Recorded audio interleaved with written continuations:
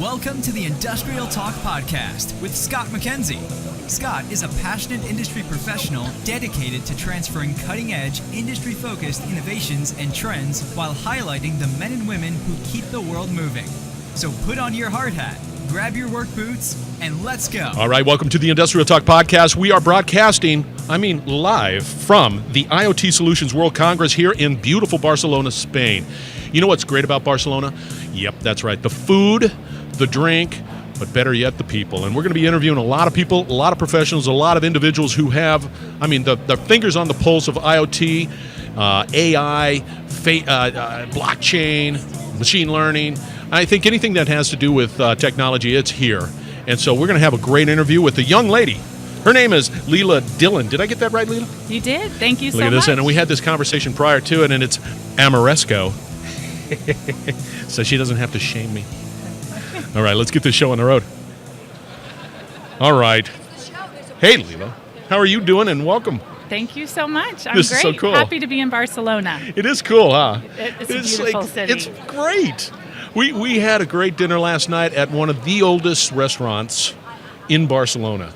And, of course, being a big guy that I am, I had a hard time fitting through the staircases, and I felt like I'm rubbing up against the backside of it, but it's the food is phenomenal. Were you at Los Carrioles? Yes. How did you know that? As soon as you said oldest and small stairways, I've eaten there and absolutely loved it. Just a fantastic place. It was. Yes. And it was so funny. And I got to go to the bathroom. So, just go up the steps and then go up these steps and then cut across here and go up some more steps. And I'm going, what the heck, man? It is fantastic food, though. I guess, is this a commercial for them? But it is truly fantastic food. Come to Barcelona and go to Los Carrioles. Yes. That means the snail. Yes. And it's been there forever. It is unbelievable. It is. It's fantastic. Okay, for the listeners out there, Leila, give us a little background, a little 411. I know that you're pretty active out there on LinkedIn, and if you're listening to this particular interview, I guarantee you're going to want to reach out to Leila because she's, from my perspective, a rock star. She's great.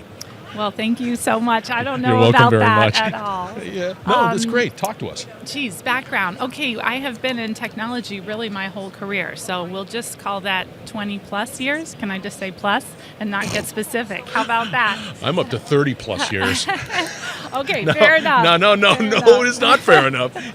I look like I've been rode hard and put away wet. You're fantastic looking. Oh, how about that? So nice of you. Geez, I don't know about that, but I love technology, and this has been in my blood forever. And the rate in which it is changing is really fantastic and amazing. And if you've been in technology for as long as I have, you've seen some truly transformative pieces of technology enter the marketplace and make massive differences, and it's really across markets. So having the opportunity to have been there and done that, and now be at where we are today, is something that I consider myself very fortunate to be. From my perspective, it's frightening because there's the human element and the time for humans to be able to sort of adopt technology, and then the technology itself is like there's a disconnect between timing, like. We're going to be talking to a lot of people here at this particular conference, and they're on version 10, and I know that the human element, the people who are in the trenches, are still looking at maybe version 1, maybe 2. Yes. And so there's that disconnect because you guys, you're transforming the world. You're changing lives.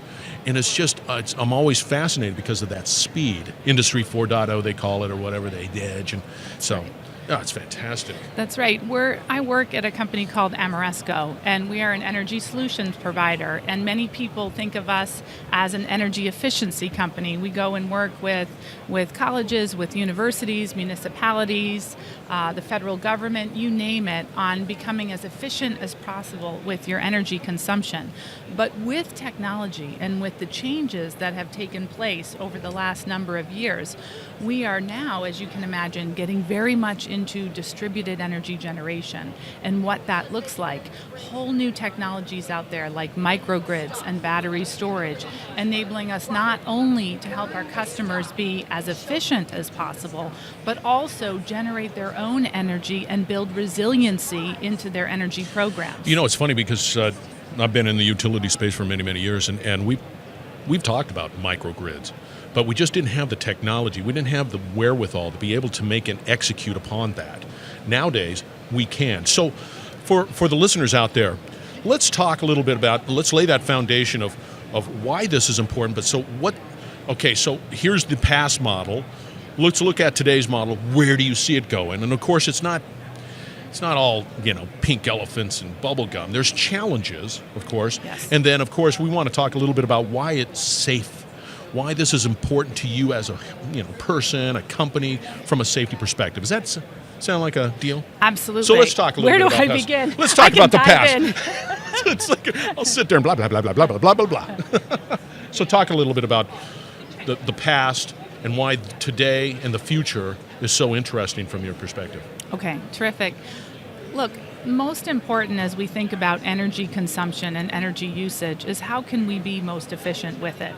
I don't care what industry you're in, you're using energy. And of course, in today's climate and today's world, we need to be thoughtful about that and really think, how can we be more efficient? How can we do more with less? And so we work with, all the different market sectors on helping them be able to do that. And we start really at the beginning. Let's do an audit. Let's understand how much energy you're using, where, why, and where are the inefficiencies in place. Because in the past, we just flipped a switch. It doesn't really matter. You go out and you stick lights out there in the field. Doesn't matter. I don't care. Let it run forever. I don't. That's right.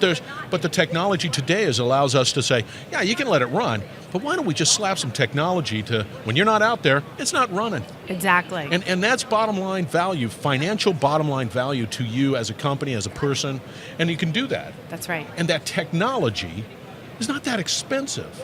And that's been a big watershed event.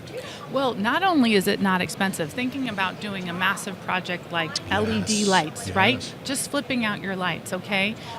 Many of these contracts that we do are what we call energy savings performance contracts, ESPCs. Are you putting your money where your mouth is on those things? Absolutely. Good. That means no matter what, we guarantee the savings. This will cost you nothing up front, and we will guarantee that the savings we generate will fund the entire project. See, and that's bold, but that's knowledge, that's wisdom in the sense that exactly, it's like, yeah, we can do it. That's right. I'm looking at it, I'm going, yeah, check, we can do it. You are absolutely right. What it requires is true understanding of your engineering talent, and that you're absolutely sure that you can guarantee that savings. And when you've done enough projects over time and you have a portfolio like we do, which is across all of these different technologies, we are sure when we make a statement about savings that it is going to come to fruition. Is it also a factor of the fact that there's just a lot of inefficiencies out there? It's like It's like, buddy, that ain't going to fly. I know that's not where, that's taking up a lot of power. And it's like there's this true intrinsic inefficiency that exists within the marketplace, and you just like, no. That's exactly right. We can walk into any infrastructure, any building, any corporate campus, you name it, and look around, and you see lights, you see water usage, you see air cooling systems and heating systems. I mean, the laundry list is forever. Yeah. And so we really work comprehensively with our customers to look at what are their overall goals, and then what conservation measures can we put in play to make sure we hit all of those. And it really is a comprehensive program that we step by step go through to make sure that we've done it properly. Okay, so you had me at hello, that type of thing. And so it makes it's like a no-brainer. Okay, so let's say I'm a company, and there's going to be challenges. Don't get me wrong. So I'm a company, and I come in, and I say, Ameresco, I want you to come on in here. I want you to take a look at this audit. Let's get a program in place. Let's execute upon that program. But once that program is in place and I'm saving money and I'm a happy camper, doesn't it incrementally just decrease after that, or what happens after the fact? Great question. I love that. One of the things that we have found, big bucks here. One of the things that we have found is that so many times our customers want some long-term services, and we call those operations and maintenance contracts. O&M. We are 100% in this for the long haul. We are a one-stop shop where we do all of the things from the audit to design, build, construct, help finance, you name it, all within one company. But we stay. We are are happy to stay on board to guarantee those savings over a long period of time. Not only that, we really understand how to run and optimize all of the equipment. And so while not all customers choose that path, it is something that we see growing quite a bit in our business because we are energy experts and we have that talent within the organization. And if we say we're going to generate 20%, 30%, 40% savings for the next 20 years, you bet that's going to happen. And is that 40%, 20% savings annually, or is that 20% over that 4-year period? It is each year, every year. Whoa. Yes. And see, this is sort of the dirty laundry side of it. If you weren't in the O&M space and providing those services, you know what would happen.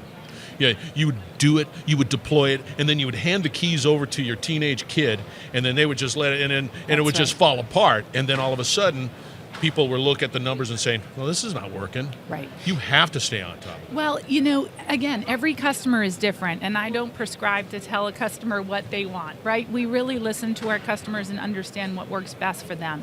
But we are finding more and more that because we're putting in complex technologies and guaranteeing large savings over long periods of time, oftentimes you are asking for an expert to come on board and to actually watch over that and make sure that we are being as innovative as possible. We're getting the most out of that equipment that's on the ground and driving the largest efficiencies. Yeah. Those efficiencies can even grow over time when properly executed. Yeah. And so we just want to be a resource for our customers and that passion. And see, what's interesting about what you're saying, and you listeners out there, you need to realize that you're saying to yourself, that's going to cost me money. It's going to cost you money up front, but the savings over the period of time, even with that individual or that team or that O&M contract, will pay for itself. It's one of those. This is where the challenge comes from. Why isn't everybody saying, "I hear you"? Why aren't they doing that? Well, that's a great question, but let me back up for a minute and correct you on one thing. Because, so sorry, with all due respect. Respect given. No, it's all good. But most of our customers, there is no upfront cost to them. There is no upfront cost. Exactly. It's even, all due respect, that's even a better story, well, man. It's a better story. And that's why I apologize, but that's why I want to make sure. So nice. It's like as if I'm a dainty doily. I don't care. It's like, get the message out, baby. It's an unbelievable, it just makes sense. It is about doing better. Let's be more efficient. Let's do better for the environment, and let's have a long-term lens. And that is truly what we are about. So, once again, why then are companies not just like not beating down the door of your company? It's like, come on, get over here. Why? Sure. Look, it takes a holistic and a comprehensive view to be able to think about this. Mm-hmm. A lot of times I think companies think about doing this in small phases. Let's start with a lighting upgrade. Let's look at our cooling system. Yeah. Let's do it that fashion. And while that is possible, and let me be honest, we work with a lot of customers in that way, we prefer to look at the whole view and to understand what is your 20-year, 30-year, 50-year lens here, and how can we be a partner with you for the long run. Is the rub the partner part? Why wouldn't anybody would say yes? It's not costing me anything. I get bottom line, real financial savings. Correct. Boom. Why? Because I think it's sometimes hard to have that true long-term lens. You know, we all have daily jobs. Yeah, and we do. We get very busy with those daily jobs, and that's just the nature of the beast. Yeah. So we've been fortunate, again, to work across multiple markets and industries, and being able to get to that key stakeholder who has that long-term lens, who is willing to scope out the true project that is going to be transformative for their university, for their campus, for their facilities, whatever it might be, and truly look at it from a holistic lens. Is it the executive conversation that you have to have? It is. Yeah, it is. Just because, you need to be with the key decision makers, and you need to be with people who are willing to implement change. And change can be frightening. Gulp. Yeah, I hear you. That's okay. Now let's talk a little bit, and let's shift gears a little bit. This is all wonderful. This is all dandy. This is fantastic stuff. And because of technology, it is just moving faster and faster, better, stronger. That's a Steve Austin reference. what's the safety aspect associated with it? Yeah, well, I'm glad you asked that, because I will tell you there's something happening in our world today that has changed the dynamics of what we do. And that is all about distributed energy generation. And that's very much where the advanced technology play comes into our market. We can all day long work and make companies more efficient and work to build a much better carbon footprint for them together. However, what you're seeing now is true transformation in our climate.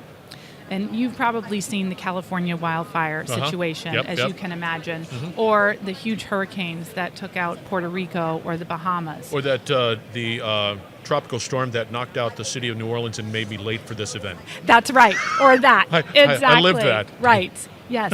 Well, what we see, the advanced part of this is our customers are looking to build some resiliency into their energy consumption, because they can't afford to be taken out for days or weeks on end. And so when you start to talk about distributed energy generation, about solar, about CHP, about building plants that enable you to generate energy, store that energy, and use it even when the grid is down, that's truly... Is that the definition of distributed energy? So it's the ability to have a source of power, some way, shape, or form. Correct. That is not, let's say, for lack of a better term, traditional. Correct. Utility provided, whatever it might be. Right. But off to the side, although it's probably spinning and generating power even during the good times. Yes. But it also can then generate during the bad times, because then the safety component is holy cow, sorry about that. So the safety component, quite frankly, is I can keep up and running in manufacturing or whatever it might be. In the case of a hospital, that's a big deal. Well, I'm glad you said that. Let me talk about Sutter Healthcare in California. Unbelievable organization providing care to patients across California. And they have put in distributed energy generation. Why? Because they also understand the need for power and the need to provide health care at all the times. And so they've put in a solar plant there, fantastic solar plant, and phase 2 of that would be adding battery storage to that, so that they can truly operate even if the grid is down. They have the benefit of being able to continue to run that hospital. And then Amoresco could do the O&M on that to make sure, because you never really know if that distributed solution is operating. It's all fine. You need to be able to maintain attention, because when it does have a problem, you want to make sure that thing is up and running. That's completely up to the customer. We can build a distributed energy generation plant that then they can run, or we can build one that we would run and optimize for them over time. It comes in both flavors, for sure, but what's most important is that we're looking at great ways of doing this, great ways of providing resiliency and security when we've seen such problems with grid outages, so that companies and organizations can still run. Let me ask you this, and one of the real interesting components of being here at IoT Solutions World Congress in Barcelona is the fact that there's such a focus on technology, right? Where do you see your business, your organization going, given the fact that it's fast? This technology is fast. Where do you see the benefits in the future? Great question. Again, I make a lot of money. No. No, honestly, there's so much transformation, especially when it comes to energy solutions and available technologies on the market. I would say one of the things that makes us so excited is the advancement in battery storage and what we're seeing there, and that it's become at a better price point where we can really put plants in place. We can store that energy that we generate and then use it during those peak times, or when those real necessary times come upon us. And so if you watch the storage market and you see what's happening there, it truly is transforming the availability of us to be able to make these distributed energy generation projects a business case, truly, a real business case that's going to make sense. So in terms of advancements, I'd say watch batteries. Battery storage is a huge component of the energy business, and I think that has truly transformed over the last few years. It's exciting. It's an exciting time. It is a good time to be alive and in technology and in industry. I'm always fascinated about the fact that, one, I can't comprehend the stuff that these people hear in you, and you just live it 24/7. It's like, yeah, that's a great idea. Let's go do it. And the normal masses of people like me, we don't even know what's happening. Right. It's like all of a sudden next year, it's like, really? We can do that now? Well, that's why you work with experts like us. We know everything you need to know about energy. And maybe not so much about the other things, but when it comes to energy, that's what we focus on. That is Leila Dillon. Did I get that right? Yes. Amoresco. She is incredible. She's passionate. She's passionate about your success. You need to reach out to her, and you're on LinkedIn. You're pretty good about that. Yes. Reach out on LinkedIn. There's no reason why you do that. Okay? You got to do that. You've got to do it. And thank you very much for joining. And thank you for listening to the Industrial Talk Podcast. We're going to be having incredible interviews just like the one right here next to me. And in fact, it's going to be Halloween, and I'm giving her a chocolate eyeball. Wow. And if you're on the video, there it is. It's all the way from Barcelona, Spain. Thank you there so you go. much. Yeah. More chocolate. I love it. Thank you. It's a gift that keeps on giving there, Leila. That's great. Thank you so much. Thank you very much. And thank you once again. Be bold, be brave, dare greatly, change the world. Thank you very much for joining the Industrial Talk Podcast. We'll be right back with other great interviews. You're listening to the Industrial Talk Podcast Network.